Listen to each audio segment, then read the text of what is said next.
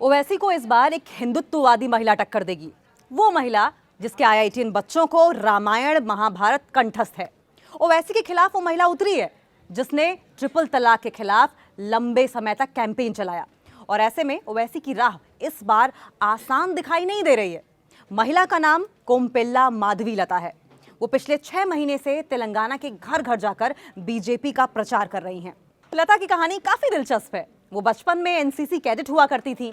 वो एक भरतनाट्यम डांसर भी हैं और 100 से ज्यादा परफॉर्मेंसेस दे चुकी हैं। वो हैदराबाद के विरिंच हॉस्पिटल की चेयरपर्सन भी हैं। लता का कहना है कि उन्होंने जैसे अपने बच्चों का पालन पोषण किया है, वैसे ही अपनी लोकसभा के लोगों की सेवा भी करेंगी। अब आप सोच रहे होंगे कि अपने बच्चों को पालने में उन्होंने क्या खास किया है।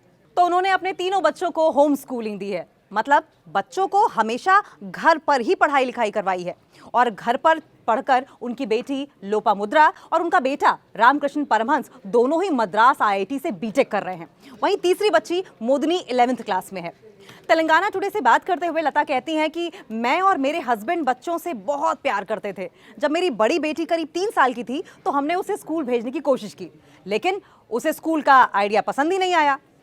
वो हमारे पास ही रहना पसंद करती थी। मैं स्कूल में क्योंकि टीचर रह चुकी हूँ तो उसकी स्थिति को भली भांति समझ गई। उन्हें लगा कि अब बेटी को घर पर ही पढ़ाना चाहिए। बेटी जब 9 से 10 साल की हो गई तब तक उसने किताब तक नहीं देखा था। हमने उससे रामायण पढ़ाया, महाभारत पढ़ाई, पंचतत्व की कहानियां सुनाई। हम राइम्स में पढ़ते थे और टेबल याद करते थे। मैंने उसे सवाल पूछने का और मुझसे करेक्ट करने का अधिकार तक दिया था। अब बीजेपी से टिकट पाकर वो काफी उत्साहित है। बीजेपी ने इस सीट पर पहली बार महिला को उम्मीदवार बनाया है।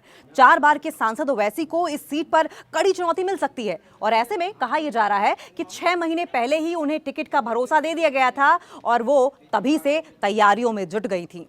हैदराबाद सीट पर ओवैसी परिवार का साल 1984 से ही कब्जा रहा है। असदुद्दीन के पिता सुल्ला 1984 से 2004 तक सांसद रहे हैं और उसके बाद से असदुद्दीन ओवैसी वहां के सांसद हैं।